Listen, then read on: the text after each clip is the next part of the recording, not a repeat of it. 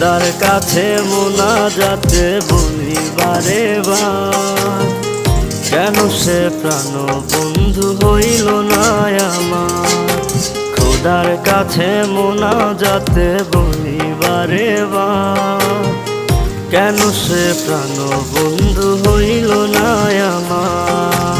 নই কি আমি তার যোগ্য, নাকি আমার এমন ভাগ্য, এত ব্যথা সইতে আমি পারবো না যে আর। খোদার কাছে মোনাজাতে বলি বারে বার, কেন সে প্রাণ বন্ধু হইল না আমার।